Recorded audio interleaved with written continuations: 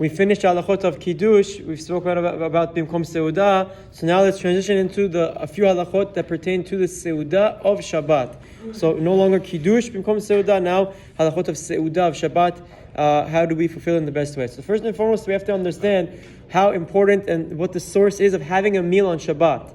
The Torah tells us is actually a pasuk that says, "Vayomer Moshe echlu hayom ki Shabbat hayom laHashem hayom lo timtzau basadeh." There's a pasuk in the Torah that talks about eating, or talks about the man, and it repeats the word hayom 3 times. And from here the Chachamim learn out that because it says out hayom 3 times in this pasuk talking about the man, therefore we have an obligation on Shabbat to have 3 seudot, shalosh seudot, have 3 meals on Shabbat, commemorating it 3 times the pasuk says hayom. Additionally, the Gemara in Masachet Shabbat tells us, anyone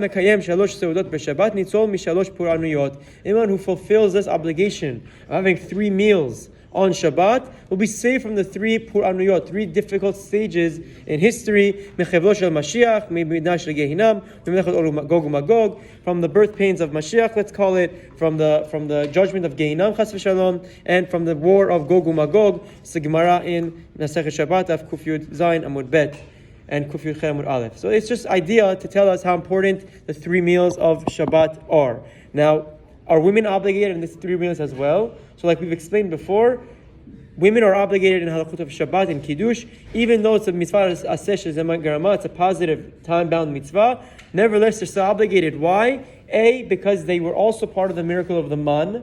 They also benefited from the man falling in the desert, and that's what the meals are commemorating. And B, meaning the meals on bread. And B, they're because of Shamor and Zachor, B'dibur Echad, whoever is obligated in the Lotas is obligated in the Aseh.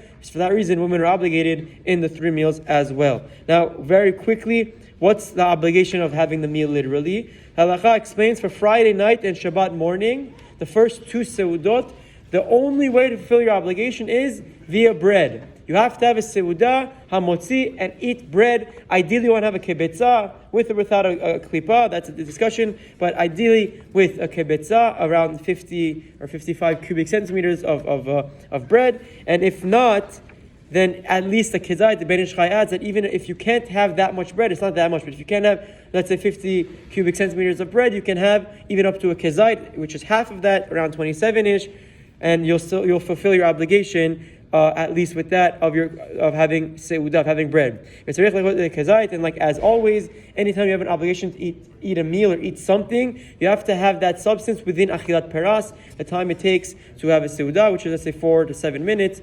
These are a few halachot that pertain to halachot of the seudah, of having a meal. We'll talk about them a little more in the upcoming days. Have a wonderful day.